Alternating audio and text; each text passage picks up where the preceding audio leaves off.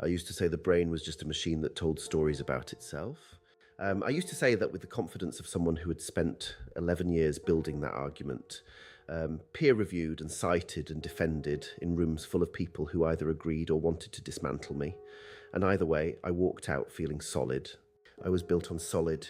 I was a cognitive neuroscientist at the University of Edinburgh, which is a sentence I used to deliver with a particular flatness that was its own kind of arrogance. Not bragging, just stating the coordinates of my existence so you knew where I stood before we talk about what happened to those coordinates. My name is Tobias Freeland. I grew up in Maastricht, in the south of the Netherlands, raised by a father who was an engineer and a mother who was a lapsed Catholic with, I think, a kind of quiet grief about having lapsed. She kept a small wooden cross above the kitchen sink. She never talked about it. I never asked. That cross becomes important, so I'm telling you now. I moved to Scotland for my doctorate at 24 and never really moved back. Edinburgh became the place where I became who I was. Cold, vertical city. A stone that feels like it remembers being older than you. I liked that. I liked being around things that didn't need to justify their existence. What did I believe before? I believed in mechanisms.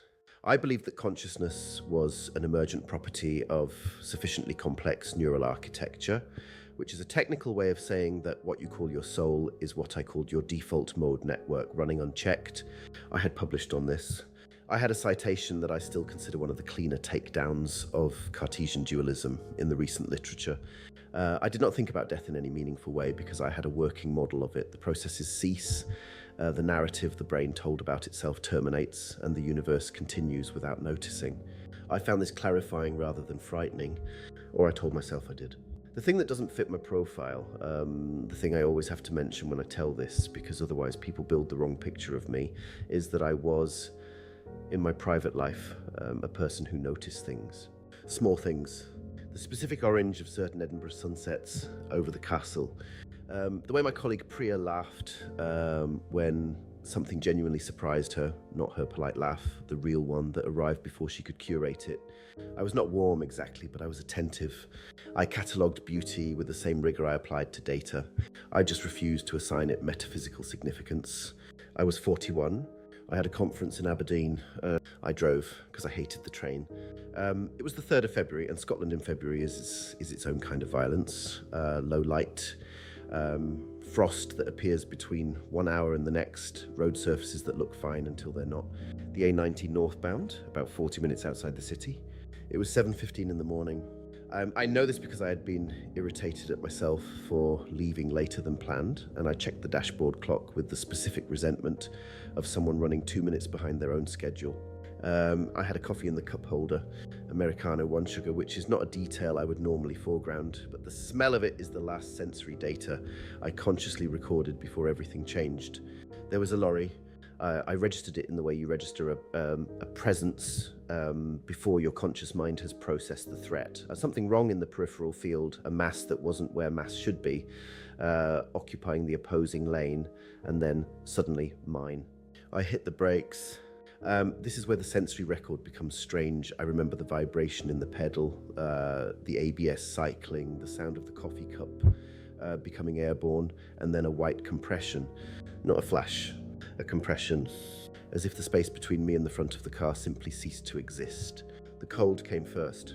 Not air cold, a cold that felt systemic, starting at the center and radiating.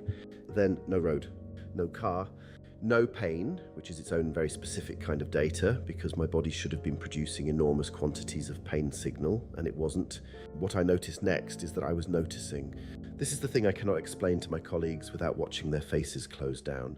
My capacity for observation did not terminate. It continued. In fact, it sharpened. I want to try to describe the environment with the same care I would apply to describing the results of an experiment, because that is the only discipline I trust when language starts to slide.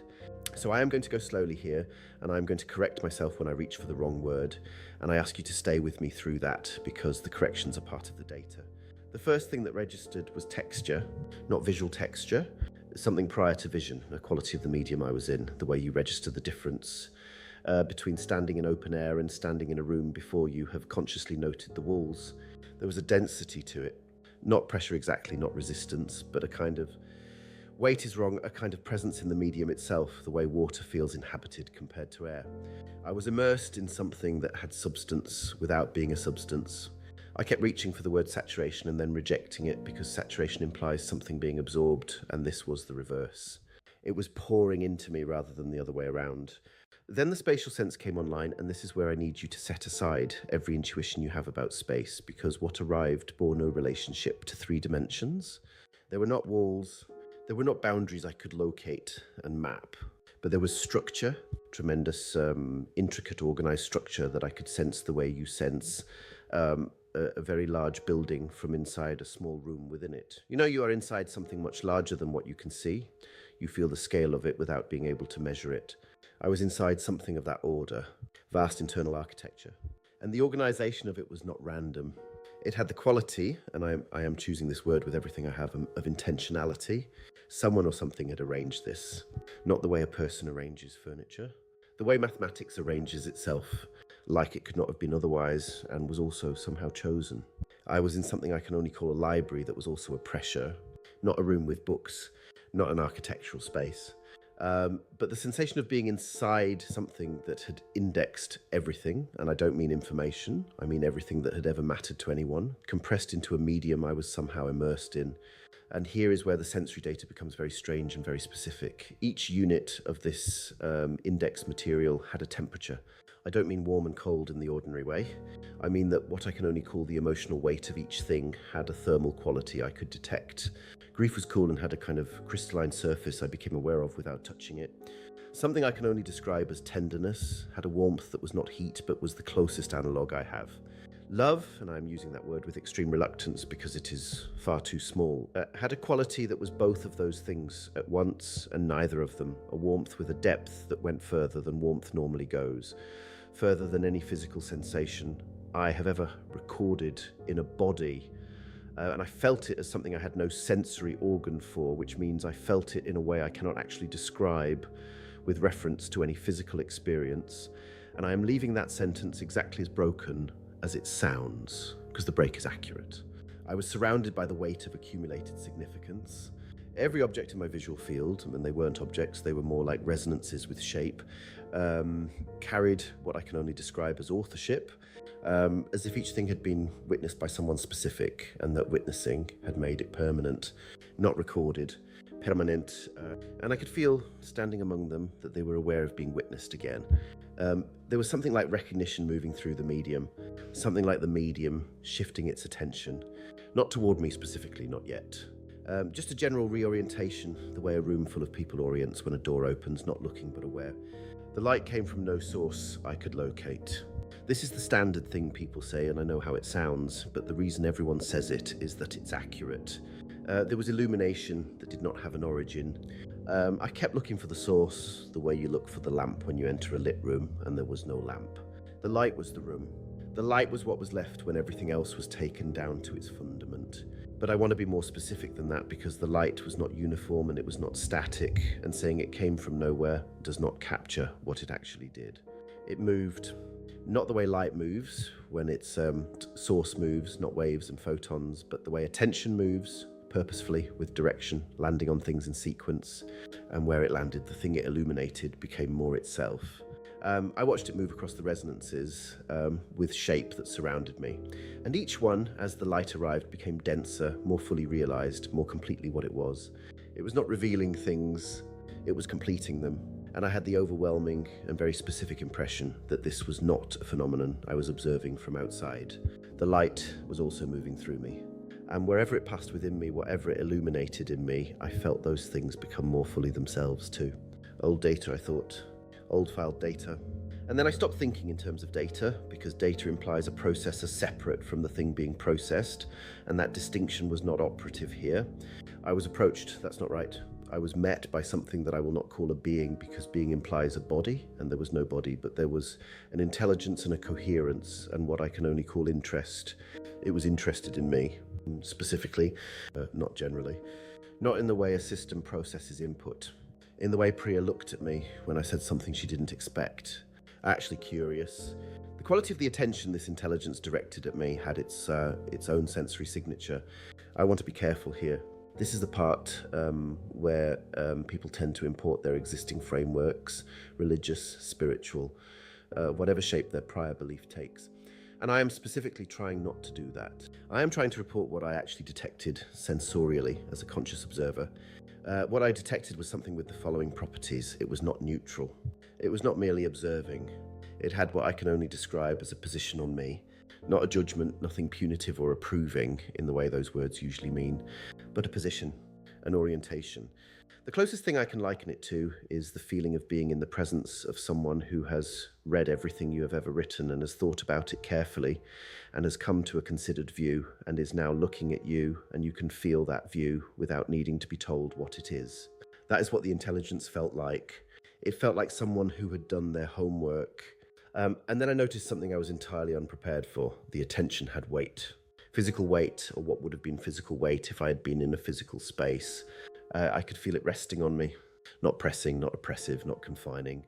More the way you feel a warm hand placed on your shoulder when you didn't know you needed it. Except the scale of it was, I keep losing this.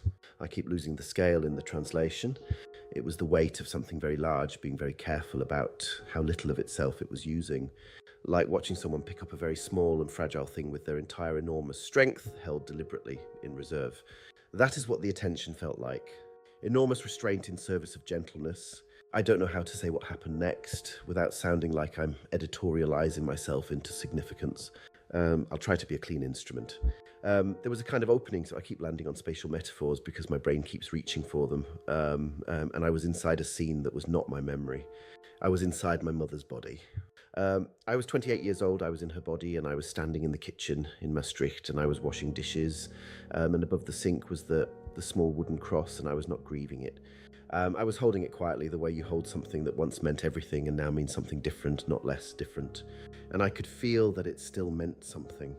I could feel the whole interior of her relationship to that object, the faith she had set aside, not because she stopped believing, but because she had stopped being able to perform it. And the cross was what she kept because she couldn't throw away the keeping itself. And here, the sensory detail of being inside that scene was overwhelming in a way I was completely unprepared for. I had her hands. I could feel the temperature of the dishwater, which was slightly too hot, which was exactly how she always ran it because she said it cleaned better, and I had never known this about her. I had never been close enough to her kitchen routine to know the temperature she preferred. And that detail arrived with the force of something enormous. I had her lower back, which ached, a chronic low ache she carried without mentioning. I had her eyesight, which was slightly worse than she had admitted to anyone, and the cross above the sink was a little soft at its edges, and she looked at it anyway, softened or not, the way you look at something you have decided to keep looking at regardless of resolution. I had her chest, and in her chest was a specific configuration of feeling I do not have a name for. Something between faithfulness and mourning and the particular piece of a person who has made their accommodation with something they cannot resolve. She was not unhappy. She was not broken. She was carrying something with both hands, and she had decided that carrying it was enough. I had never known this. I had watched her not talk about it for my entire life, and I had interpreted her silence as resolution. She had resolved to leave it. But from inside her, I understood that she had never left it. She was just carrying it quietly, the way she carried most things, and she had never told me because she didn't think I would have a category for it. I understood then, and this is the moment that is hardest to convey without cheapening it, I understood that what I had called the default mode network running unchecked was actually the correct description at the wrong scale. I had been describing the mechanism and calling it the whole thing. It's like describing the physics of sound waves and saying you've explained what music is. The machinery was real. My entire career, everything I had measured and mapped and published, it was real. It was just the surface of something that went all the way down. There's no word, I'm going to tell you that plainly. There is no word in Dutch or English or any language I've encountered. And I've looked afterward in phenomenological literature, in mystical traditions, in neuroscience, in poetry, for what arrived in me at that moment. It wasn't peace, it wasn't joy. It was more like the relief of a man who has been holding a very careful face for 41 years and is finally allowed to put it down. I understood that I was not required to maintain my position. And then something arrived that I can only describe as the awareness of a remainder. Not my work, not Edinburgh, not anything I could have predicted. It was the fact that I did not know what my mother had needed from me. I had been attentive to small things, yes. I had noticed sunsets. I had catalogued beauty. But I had not been back to Maastricht in 14 months, and she had called me twice in that time, and I had returned one of those calls. The remainder was that simple. A phone call, an attention I had withheld because I was busy with other forms of precision. The return was like being handed back to gravity by something that could have kept you. That's the closest I can get. Not a slamming, not a drowning, being placed with care into a set of coordinates that were very small and very limited and were mine. I felt the steering wheel against my cheek, which I didn't understand immediately. I wasn't sure at first what the steering wheel was or why it required acknowledgement. And I heard someone saying something outside the car in an accent I eventually identified as Aberdonian. And I thought, that's a long way from Edinburgh. And then I thought, I need to call her. That was the first complete thought. Not where am I, not am I hurt, not what happened. I need to call her. I had a fractured sternum, 3 broken ribs, a concussion graded at the upper end of moderate, and a lacerated left forearm that still carries the scar. I was in hospital in Aberdeen for 4 days. My colleague from the department came up on the second day, and I told her something had happened to me. And she listened with the specific, careful face of a scientist listening to a colleague describe data she cannot yet evaluate. I recognized the face. I had worn it at other people. What I did not expect was how structural the grief was. Not the grief of having nearly died, that came later, in the ordinary way in the 3 a.m. variety. The grief was about the library. The grief was about having been immersed in something of that density and then being returned to a life where the highest resolution available was this, the limitation of it. I kept trying to look at ordinary objects the way they had appeared there, resonant, authored, permanent, and they were just objects. A bedside table, a get-well card from the department.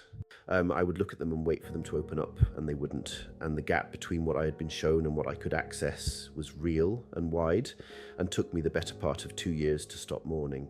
I called my mother from the hospital bed. I told her what had happened, the accident, not the rest of it, not yet. She said in Dutch that she had felt something was wrong. She'd stood up from the table at 7:20 in the morning with the specific unease she associated with knowing. I asked her about the cross. I said, tell me about the cross above the sink. And she went very quiet, and then she said, I thought you would think I was being sentimental. I told her I thought she had been very precise, actually, and I heard her exhale, and it was the realest conversation we had ever had, and it lasted 2 hours. And I don't think either of us was performing anything for the entire duration of it. I still teach. I still publish. I have not abandoned the work because the work was never wrong. It was just partial. The way a coastline drawn from the shore is partial. You're mapping what's immediately in front of you with the instruments available, and that's valuable, and it's not the whole thing. I don't know what the whole thing is. I don't think language lands on it cleanly. What I have instead is a working hypothesis, which is that whatever I was shown in that space has the same relationship to ordinary consciousness that my mother's cross had to her faith. It's not the whole of it, but it's what you keep because you cannot throw away the keeping itself. What I will tell you is this. I was a man who was very careful about what he allowed to count. I had tight criteria for evidence, for significance, for what deserved to be called real. I still have those criteria. They didn't dissolve, but something got added to the list of things that meet them. And the addition is not comfortable, and it is not resolved, and most days it sits in me, the way that cross sat above my mother's sink, quiet and not going anywhere, and meaning something I don't yet have the full language for. But I'm not throwing it away. I'm not pretending I didn't see it. I was a scientist in that space, and what a scientist does is report what was there, and it was there. I am as certain of that as I am of anything I have ever measured.